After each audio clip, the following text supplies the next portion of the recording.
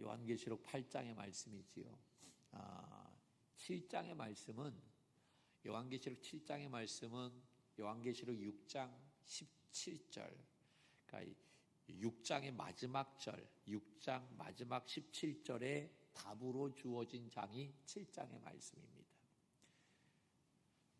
그 6장 17절이 바로 뭐냐면 진노의 그 엄청난 심판의 날에 그 진노 앞에 설 수 있는 사람이 있겠느냐라고 하는 거예요.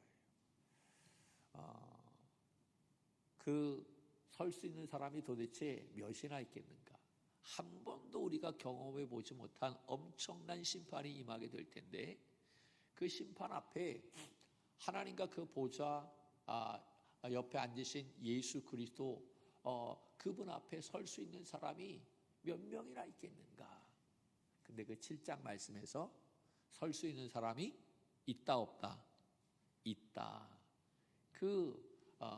하나님 앞에 설 수 있는 사람이 있는데 그 숫자가 14만 4천 명.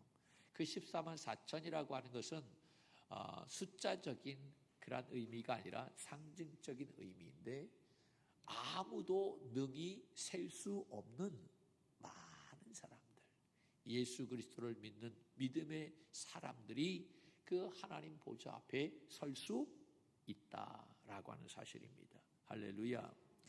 하나님께서는 그들을 위해 장막을 쳐주시고, 장막을 쳐주신다라고 하는 것은 그들을 보호해 주시고 함께 해주시겠다라고 하는 것입니다. 오늘도 예비하는 우리 위에 하나님께서 장막을 쳐주시는 줄로 믿습니다.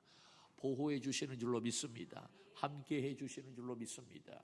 뿐만 아니라 줄이지도 않고 목마르지도 않고 상하지도 않게 해주실 뿐만 아니라, 그동안 우리가 신앙생활하면서 여러분 남모르게 흘리는 눈물이 얼마나 많은지 몰라요. 그 눈물을 그 눈에서 다 씻어 주시겠다라고 말씀하고 있는, 그것이 7장의 말씀인 것입니다. 그 놀라운 은혜가 우리 모든 믿음의 종들 위에 함께하기를 주님의 이름으로 축복합니다. 그리고 이제 8장으로 넘어오는 거예요. 8장. 이 8장은 마지막인 7째 인에 대한 말씀. 인, 그 다음에 나팔, 그 다음에 표적, 그 다음에 대적. 이 사이클로 움직이는데, 인, 7인. 지금까지 이제 6번째 인까지 다 띄어졌어요. 이 8장은 7번째 인이 떼어지는 그러한 장면인데, 이 8장은 마지막 인인 7번째에 해당되어지는 그러한 말씀인데, 이 7번째 인이 또 굉장히 중요한 이유가 뭐냐 하면, 그 다음에 나오는 이 나팔, 7 나팔과 연결하는 매개체가 바로 7번째 인이다라고 하는 것입니다. 우리는 항상 이러한 생각을 가지고 있어요. 하나가 끝난 다음에 또 하나가 시작이 되지. 그러니까 7인이 끝나고 난 다음에 또 7 나팔이 시작되어지고, 7 나팔이 있고, 그것이 끝나면 또 표적이 이루어지고, 그것이 끝나면 대접이 이루어지고, 이러한 생각을 가지고 있어요. 그런데 그것이 아니고 맞물려 있다라고 하는, 이게 묶여져 있다라고 하는, 7번째 인과 나팔이 연결되어져 있다라고 하는, 이게 따로가 아니다라고 하는. 그리고 이것은 시간적인 순서로 되어 있는 것이 아니라 첫 번째인, 두 번째인, 세 번째인, 네 번째인, 다섯 번째인, 여기까지는 그때 당시 요한 사도 당시에 있었을 때의 이야기지만, 6번째인은 갑자기 예수님의 재림 때 이야기로 쭉 넘어가게 되어지는 거예요. 그러니까 시간이 확 뒤로 가게 되는. 그리고 나팔에 대한 그러한 이 재앙은 다시 또 요한 사도 때로 다시 돌아오는 그러한. 그래서 이 요한계시록이 우리의 눈에 잘 들어오지 않는 이유가 바로 이러한 이유 때문에 그렇다라고 하는. 이것이 왔다 갔다 하기 때문에 정신을 좀 잘 차리고 보아야 할 줄로 믿습니다. 7번째 인이 8장의 말씀인데, 이것은 나팔과 연결되어져 있다라고 하는 사실. 그래서 우리가 이러한 생각을 가지고 오늘 말씀을 보는데 우리가 1절 말씀을 볼까요? 뭐라고 되어 있습니까? 1절 시작. 일곱째 이를 떼실 때에 하늘이 반시간쯤 고요하더니. 아멘. 하늘이 몇 시간쯤? 반시간쯤. 여러분 우리가 생각할 때 반시간이라고 하면 우리 생각에는 그 반시간이 몇 분입니까? 30분을 이야기합니다. 그런데 여기에서 말하는 반시간은 30분을 이야기하는 것일까요? 그렇다고 한다면 재미없겠지. 예. 여기서 말하는 반시간이라고 하는 것은 우리가 생각하는 30분을 이야기하는 것이 아니라 아침과 저녁에 하나님 앞에 드리는 소제. 여러분 예배 하나의 제사지요. 아침과 저녁에 소제를 드리는데 그 소제로 하나님 앞에 제사를 드리는데 그 제사의 그 의미를 이 반시간쯤이라고 표현하고 있는 거예요. 이것은 제가 주석을 보니까 여러 가지 많은 해석들이 있어요. 다 달라. 그래서 가장 정확한 그러한 의미를 가지고 있는 것이 이제 랍비들이 어떠한 그러한 어떤 생각을 가지고 있느냐. 그들이 생각하는 이 반시간의 의미가 바로 그러한 의미다라고 하는 것이요. 아침과 저녁에 드리는 소제로 바로 그때 제사를 드리는 시간을 말하고 있는 거예요. 그러니까 반시간은 아침과 저녁에 하나님 앞에 드리는 제사, 다른 말로 얘기한다면 예배라고 하는 것입니다. 예배 드리는 시간이라고 하는 거죠. 예배 드리는 그 시간에 고요해졌다라고 하는 거예요. 고요해졌다. 여러분, 예배 드리는 시간이 굉장히 중요함을 깨달아야 될 줄로 믿습니다. 할렐루야. 왜냐하면 예배는 하나님이 역사하는 시간이기 때문인 줄로 믿습니다. 예배는 우리가 수천 번 강조해도 지나치지 않아요. 우리는 무엇보다도 예배에 성공하는 믿음의 종들이 되어야 할 줄로 믿습니다. 우리가 교회에 아무 때나 자유스럽게 나와서 기도하고 예배할 수 있다라고 하는 것, 이것은 얼마나 놀라운 축복인지 몰라요. 여러분, 우리가 코로나로 인해서 교회 문이 닫힐 수 있다는 것을 알았어요, 몰랐어요? 네? 예전에는 몰랐어. 교회 문이 닫힐 리가 있나? 그런데 코로나를 겪어보니까 교회 문이 닫힐 수도 있다라고 하는 거예요. 예배 내가 원하면 예배 드릴 수 있지. 교회에 나와서. 근데 예배 드릴 수 없는 상황이 올 수 있어요, 없어요? 있어요. 있어. 여러분, 지금도 예배 드리고 싶어도 건강이 여의치 못해서 나오지 못하는 사람들이 있다라고 하는 거예요. 그러니까 이 예배가 얼마나 중요한가라고 하는 것을 기억해야만 됩니다.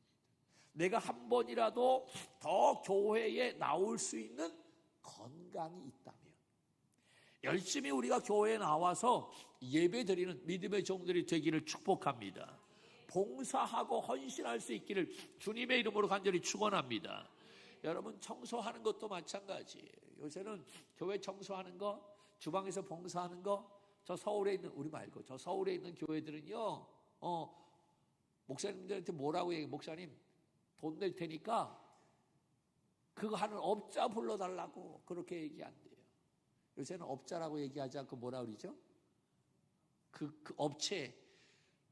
그래서 교회에서 청소하는 업체가 많이 들어와서 교회 청소해요. 주일날 밥하는 것도 그 업체가 와서 밥을 한다라고 하는 거예요.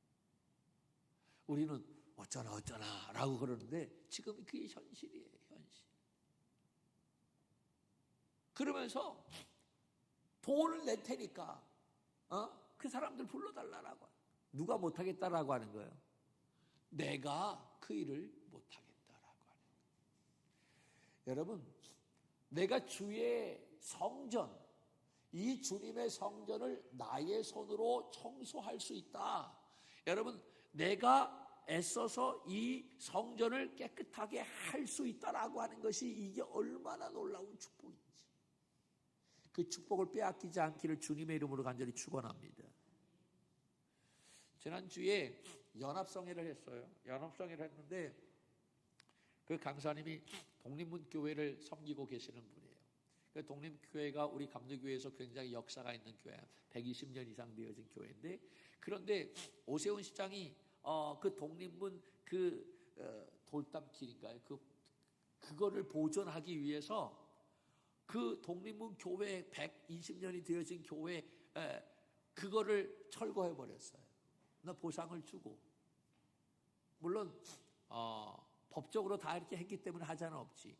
그런데 이 교인들 가운데 그래서 많은 교인들이 이제 다른 데로 이전해서 그 교회가 세워졌어요. 그런데 그럼에도 불구하고 이 110년 이상이 되어진 그 교회가 그렇게 없어지면 되겠느냐. 그래서 그 교회를 보존해야 되겠다라고 하는 사람들이 몇몇 남았어요. 그래서 그 사람들이 그 독립문 있는 동대문에 있는 거기에 그 잔디밭에서 2년 이상 3년 동안 밖에서 예배를 드렸어요. 눈이 오고 바람이 불고 비가 오고 거기서 예배를 드립니다. 3사람, 4사람, 5사람이 거기에 담임을 맡고 계신 목사님인데, 그분이 말씀하시는데 지금 교인들이 그래도 지금 많이 더 불어나서 3년 동안 세례를 5명 주셨대. 여러분, 세례를 주는 게 쉬운 것 아니에요, 요새. 그리고 또 계속 줄 사람이 줄 서 있대. 할렐루야. 그리고 이분들의 연령이 몇이냐면 73세, 그리고 78세, 70세, 가장 나이가 적은 사람들이 한 60세. 목사님은 지금 66세 정도 되는데 다 연령이 많으신 분들이. 근데 그분들이 가까이에서 계시느냐? 저 멀리서, 용인에서 오고 저 멀리에서 새벽 기도에 오신다는 거예요. 거기에서. 동대문이니까 다 지하철이 있으니까 예, 다 지하철 타고 오시겠지. 또 노인네들이니까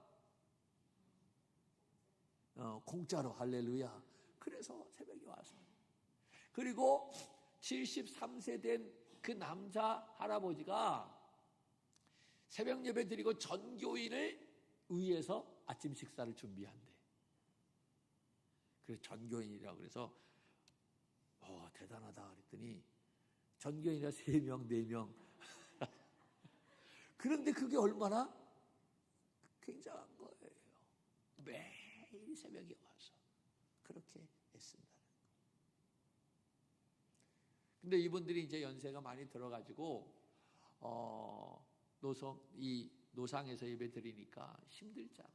그 춥고 덥고 비 오고 한 번도 예배 걸리지 않고 예배를 드렸는데, 그래서 목사님이 아는 그런 친구 목사님들을 이렇게 도움을 청해서 함께, 그래서 지금 41명이 들어가는 예배처소를 만들어서 예배를 드리는데, 지금 한 교인들이 그래도 좀 불어나서 한 20여 명이 예배를 드리고 있다라고 이야기해요. 다 연세가 많으신 분들. 그분들이 와서 청소하고 매일 닦고, 그리고 한 번이라도 더 와서, 그러니까 교회가 없어져 보니까 교회가 얼마나 소중한지 그것을 그들이 깨닫게 되는 거예요. 우리는 이 교회의 소중함을 잘 몰라. 여러분, 이 교회가 귀하다라고 하는 사실을 믿으시길 바랍니다. 내가 이 교회를 소중하게 생각하지 않은데 누가 교회를 소중하게 생각하겠어요?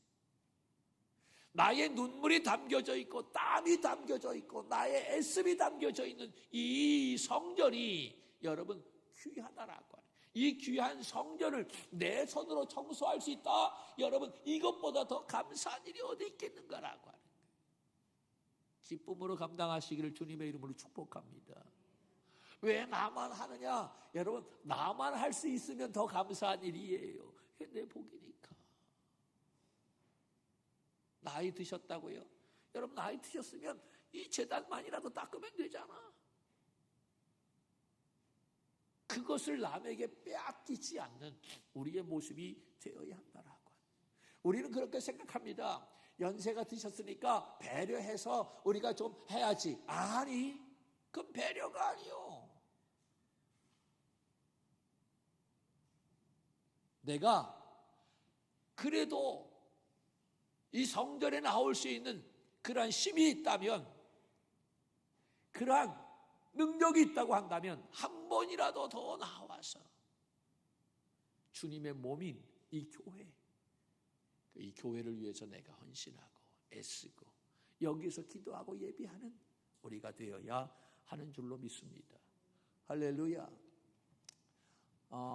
영상을 한번 볼까요? 준비가 됐나? 이 영상은 친구 목사님이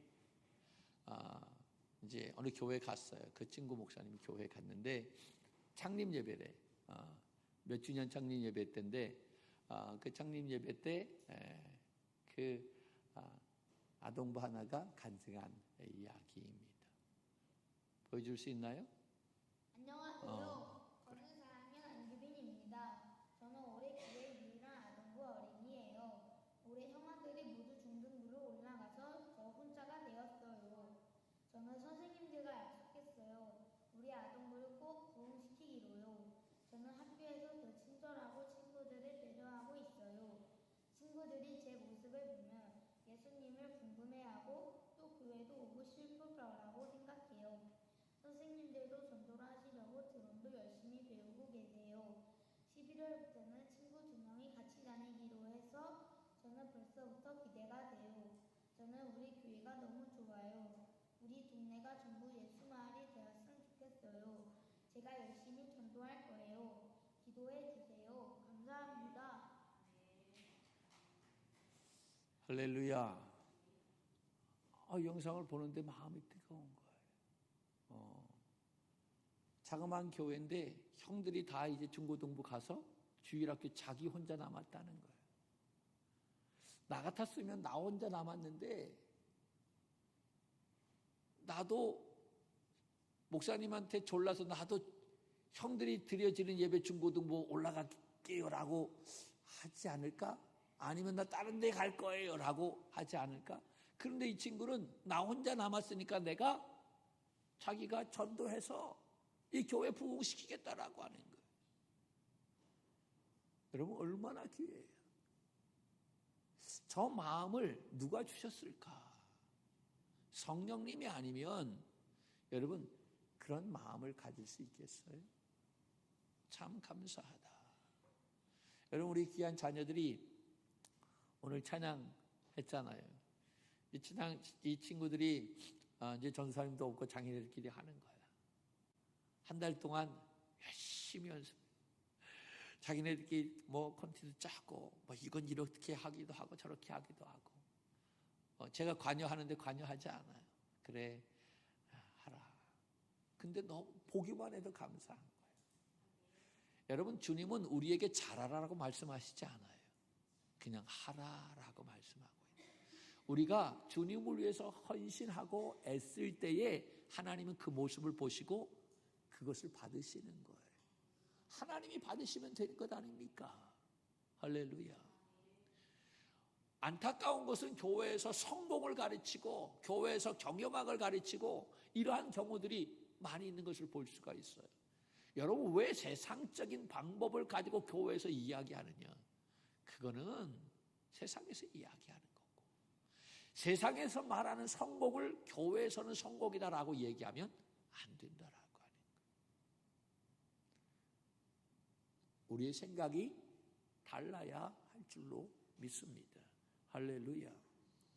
여러분 모두가 다 세상으로 나간다 할지라도 우리는 그래도 믿음을 지켜내는 예배의 자리를 지켜내는 봉사의 자리를 지켜내는 믿음의 종들이 되기를 주님의 이름으로 간절히 축복합니다. 오늘 말씀에 보니까 고요하다라고 얘기했어요. 하늘이 반 시간쯤 어떻게 했어요? 고요하더니. 여러분, 고요하다라고 하는 것은 이 문학적인 표현인데, 예를 든다면 이런 거예요. 제가 예전 초등학교, 그때는 국민학교였죠.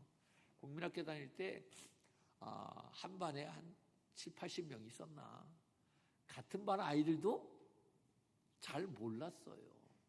하도 많아서 오전 오후로 다닐 때도 많이 있었고. 그런데 애들이 학교에 아침에 가면 뭐 얼마나 도떼기 시장입니까? 뭐 이야기하고 막 장난치고 뭐 책상이 뭐 날라다니고, 그때 다 날라다녔지 뭐. 다 날라다니고 막. 그리고 저 한쪽에서는 또 뭐 이거 뭐예요? 뭐 짤랑이도 하고 뭐 이거 뭐 여자 뭐 이거는 도떼기 시장 바닥보다 더한 그러한 곳인 거야, 아침에. 그러다가 아침에 그렇게 막 짝짓걸 막 뭐 이야기하고 막 장난치고 막 그러다가 누군가가 야, 담임이다! 라고 얘기하면 어떡합니까? 후다닥, 다 해보셨구나. 후다닥 소리가 나면서 싹 자기 자리에 다 앉아요. 먼지가 뽀얗죠. 먼지다. 그냥 담임이라고 얘기하는, 담탱이다 그렇게 얘기하지 뭐. 그러면 그 소리에 모두가 다 자기의 자리로 잽싸게 가서 앉아요. 숨 죽이면서 있어요. 너무나 고요한 시간이지. 담임 선생님한테 야단 맞지 않으려고 숨을 헐떡헐떡거리는데 그걸 참아가면서 가만히 있는 거예요. 그 고요한 시간을 이야기하는 거예요. 이 고요한 시간은 지금 하나님이 어떠한 일을 준비하시는 때라고 하는 거예요. 여러분, 구약의 마지막 성경이 뭡니까? 말라기예요. 하나님께서 말라기 선지자를 마지막으로 이스라엘 백성들에게 말씀하시지 않았어요. 그리고 신약이 이루어지는데 그 말라기와 마태복음, 복음, 이 신약이 그 중간에 그 갭이 몇 년이나 있었냐면 400년간 있었어요. 그래서 이것을 신약 구약의 암흑기다, 신구약 중간사라고 이야기하는데, 그 400년 동안 하나님께서 이스라엘 백성들에게 아무 말씀을 하시지 않은 시간, 침묵하셨던 시간이었어요. 여러분, 이 기간 동안 하나님께서 이스라엘 백성들에게 아무 말씀을 하시지 않았지만, 그런데 이 기간 동안 하나님이 아무 일도 하시지 않으셨느냐? 그것이 아니에요. 엄청난 일을 하나님이 준비하셨다는 거예요. 마침내 그 400년의 침묵을 깨셨을 때에 하나님께서는 그 이스라엘 백성들에게 유사일에 가장 큰 사건이 이스라엘 백성 가운데 일어나게 되어졌는데, 그것이 바로 무엇이었냐면 이스라엘 백성들이 그동안 그렇게 대망해 오던 메시아가 베들레헴에 태어나게 되었다라고 하는 것입니다. 할렐루야. 놀라운 역사입니다. 인간은 하나님의 침묵을 이해하지 못합니다. 그러나 하나님은 그 침묵의 기간 동안에 엄청난 일을 준비하고 계신다라고 합니다. 그러므로 우리는 이 침묵의 시간, 이 고요한 시간에 우리가 영적으로 각성하고 깨어있는 삶이 되어야 할 줄로 믿습니다. 여러분, 하나님께서 침묵하시면 우리 성도는 고통을 당할 수가 있어요. 그러나 다른 한편으로 볼 때 하나님의 침묵은 하나님께서 어떠한 일을 직접 실행하실 때가 가까이 왔다라고 하는 것을 의미하는 것입니다. 그러므로 이 기간에 우리는 하나님께서 그 침묵을 깨트리실 때를 준비할 수 있는 믿음의 성도들이 되어야 할 줄로 믿습니다. 지금 이 8장의 말씀은 첫 번째 일에서 여섯 번째 일까지 모두 다 이제 개방이 되어졌어요. 다 떼어졌어요. 그리고 일곱 번째 일을 떼려는 순간에 지금 먼저 고요해진 거예요. 여러분, 태풍 전야라고 얘기하지요. 태풍이 오기 전에 먼저 어떻게 합니까? 엄청나게 고요해져요. 뭔가 큰일이 일어날 것이다 라고 하는 것을 암시해 주고 있는 거예요. 뭐 이런 거 있잖아요. 왜 이런 거 두두두두두두두 막 그러면서 와 그러한 순간이다라고 하는 거예요. 그러므로 우리는 이 고요한 때에 영적인 눈을 떠서 다가올 심판을 준비할 수 있는 믿음의 종들이 되어야 할 줄로 믿습니다. 할렐루야. 자, 2절을 볼까요? 2절 시작. 내가 보매 하나님 앞에 7 천사가 서 있는데 7 나팔을 받았더라. 여러분, 이 말씀은 7번째 인과 이 7 나팔이 맞물려 있다라고 하는 거예요. 그러니까 이 2절이 그래서 중요한 말씀이에요. 이것을 놓치지 말아야 되는 것입니다. 자, 이것을 염두에 두고 이제 1절 말씀을 보는데 1절에 태풍 전야처럼 고요해졌어요. 그 고요해진 다음에 어떠한 일이 일어나느냐? 3절 말씀에 이렇게 이야기합니다. 3절은 표시를 해 주셔야 돼요. 중요하니까. 시작. 또 다른 천사가 와서 금향로를 가지고 있는 향을 받았더니 모든 성도의 기도와 합하여 보좌 앞 금제단에 드리고자 함이라. 아멘. 여러분, 이 제단이라고 얘기했어요. 여기에 제단. 이 제단은 어떤 제단을 이야기할까요? 지금 이 제단 말고 이 3절에 나와 있는 이 제단. 이 제단은 6장에 나와 있는 제단을 이야기하고 있는 거예요. 도미티안 황제 때 그 박해로 말미암아 많은 사람들이 순교를 당했어요. 그 순교를 당한 사람들이 어디에 있어요? 제단 밑에 있어요. 그 제단을 이야기하고 있는 거예요. 그런데 그 제단 밑에 그 순교당한 영혼들의 피가 담겨져 있고 그 제단 옆에 누가 있냐면 천사가 있어요. 한 천사가 있는데, 근데 그 천사가 무엇을 가지고 있냐면 금향로를 가지고 있대. 그 금향로를 가지고 있는데 그 금향로 안에 향이 가득하다라고 이야기하고 있어요. 잘 생각하세요. 잘 보세요. 제단이 있어요. 제단 밑에는 도미티안 황제 당시에 그 박해로 말미암아 죽은 영혼들, 순교한 영혼들의 피가 이거 제단 밑에 있고, 그 제단 옆에는 누가 있어요? 천사가 있어. 천사가 있는데 그 천사가 무엇을 가지고 있어요? 금향로를 가지고 있어. 금향로. 근데 그 금향로를 가지고 있는데 그 금향로 안에는 향이 가득해 있어요. 여기서 말하는 향은 무엇을 이야기할까? 기도를 이야기하는. 할렐루야. 그러면 어떤 기도를 얘기하냐라고 하는 거예요. 이것은 6장에 나와 있는 기도를 이야기합니다. 9절로 10절에 있는 말씀. 이게 중요합니다. 같이 보죠. 6장 9절로 10절 시작. 다섯째 인을 떼실 때 내가 보니 하나님의 말씀과 그들이 가진 증거로 말미암아 죽임을 당한 영혼들이 제단 아래 있어 큰 소리로 불러 이르되 거룩하고 참되신 대주제여, 땅에 거하는 자들 심판하여 우리 피를 갚아주지 아니하시기를 어느 때까지 하시려 하나이까 하니. 아멘. 그 제단 옆에 천사가 있는데 그 천사가 금향로를 가지고 있는데 그 금향로에 향이 가득하다. 그 향은 기도인데, 성도들의 기도인데 어떠한 기도냐? 6장 10절에 나와 있는 말씀인 거예요. 그 제단 밑에 순교당한 영혼들이 기도하고 있는 거예요. 뭘 기도하고 있느냐면 땅에 거하는 자들 심판하여 달라. 그때 땅에 거하는 자들은 바로 도미티안 황제를 이야기하겠죠. 로마 군인들을 이야기하는, 그들을, 땅에 이 권력 있는 사람들, 우리를 곤란하게 하고 어렵게 하는, 핍박하는 저들을 심판하여 달라라고 간곡하게 부르짖어 기도하는 그 기도의 내용이 이 금향로에 담겨져 있다라고 하는 거예요. 그 기도가 우리의 피를 언제까지 우리가 기다려야 됩니까? 갚아주기를, 이렇게 이야기하고 있는 거예요.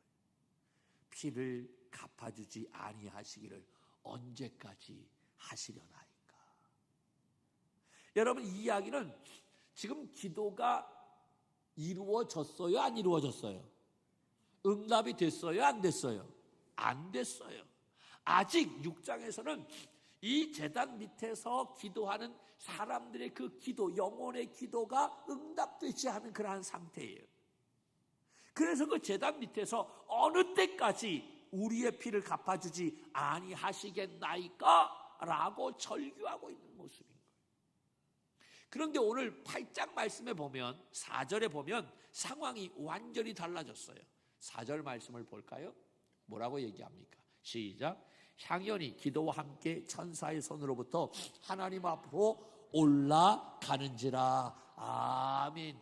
향연이, 여러분, 금향로에 담겨져 있는 이 향이, 이거 향연이 성도의 기도라고 그랬죠. 그 성도의 기도가 천사의 손으로부터 누구 앞으로 올라간다?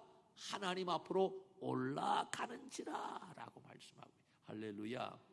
제단 밑에서 드려졌던 기도가 천사의 손에 담겨져서 그 천사가 그 모든 성도의 기도를 금향로에 담아가지고, 그 금향로를 담아가지고 누구 앞으로 올려지는 거예요? 하나님 앞으로 올려지는 거예요.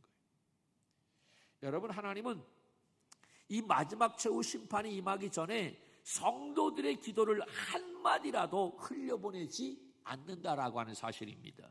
성도들의 기도는 땅에 떨어지지 않는 줄로 믿습니다.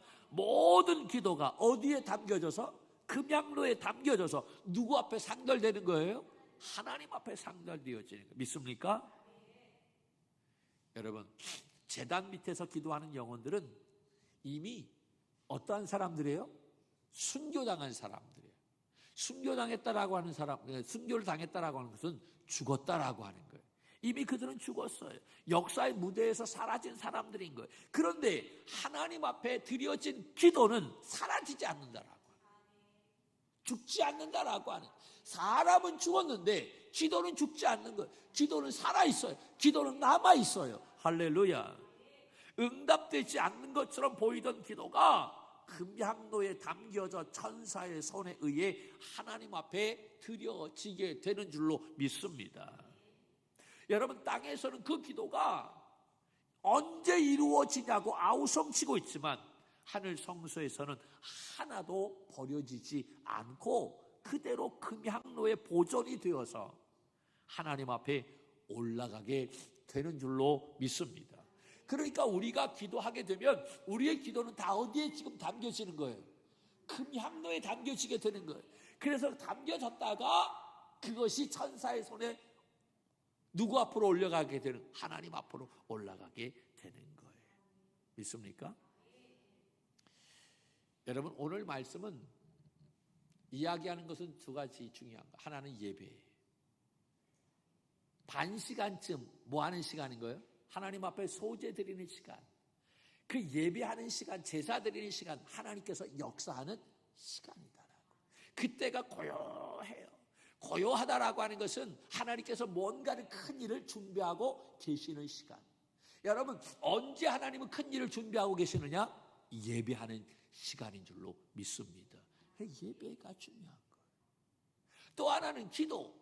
여러분, 우리의 한 모든 기도가 다 금향로에 담겨지게 된다라고 하는, 하나도 여러분 땅에 떨어지지 않게 됩니다. 내가 기도하다가 내가 한 기도를 잊어버려도, 여러분, 내가 무심코 한 기도도 여러분 그 기도가 다 어디에 담겨져요? 금향로에 담겨져요. 그래서 그 기도가 하나님 보좌 앞에 상달되게 된다라고 하는 사실입니다. 할렐루야. 여러분, 이 제단 밑에서 기도하던 영혼들을 생각해 보세요. 이미 이들은 순교를 당했어요. 그런데 여러분, 이 사람들이 살아있을 때 그 기도가 응답이 되어졌어요? 아니지요. 이들은 이미 다 죽었어요. 죽었는데도 아직 응답이 6장에서는 없었어요. 그리고 시간이 지나서 8장 때에 그때서야 절규하니까 하나님께서 그 기도를 들어주셨던 거예요. 우리는 생각합니다. 목사님, 그게 무슨 의미가 있어요? 기도 응답을 받으면 내가 살아있을 때 받아야지. 안 그래요? 할렐루야. 아니, 내가 기도하면 지금 내가 당장 이것이 응답이 되어야 그것이 나에게 복이고 그것이 축복이지. 의미가 있지. 그리고 늦어도 적어도 내가 살아있을 때 그 기도가 응답이 되어야지. 죽은 다음에 무슨 의미가 있느냐, 이렇게 이야기하시는 분들이 있어요. 여러분, 그것은 사단이 주는 생각이에요. 거기에 속지 말아야 될 줄로 믿습니다. 제가 금요시마 기도회 때마다 기도에 대해서 이야기하고 있어요. 여러분, 이번 금요시마 기도회 때는 기도할 때 오는 시험이 있는데 생각의 시험인 거예요. 시간의 시험, 천상의 시험, 이 시험을 이겨야만 된다라고 하는 거예요. 나와야 이런 것을 듣지.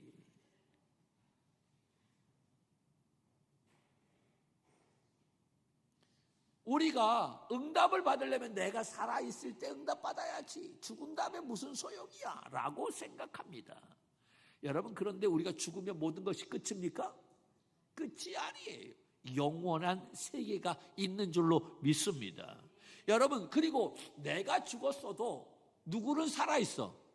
우리 자녀들은 살아있어.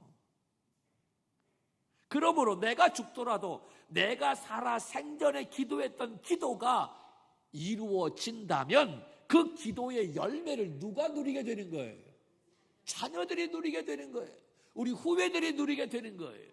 여러분, 지금 우리가 놀라운 축복 가운데 거하고 있는 것은, 여러분, 맨 처음에 이 나라에 와서 복음이 들어와서 그 복음을 위해서 애쓰다가 순교한 사람들의 그 기도로 말미암아 오늘 우리가 이렇게 축복 가운데 하나님 앞에 예배하고 있다는 사실을 믿으시기를 바랍니다.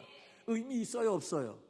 있어요. 그런데 왜 우리는 내가 살아있을 때 응답받아야 의미가 있지, 죽으면 무슨 의미가 있어, 그렇게 생각한다라고.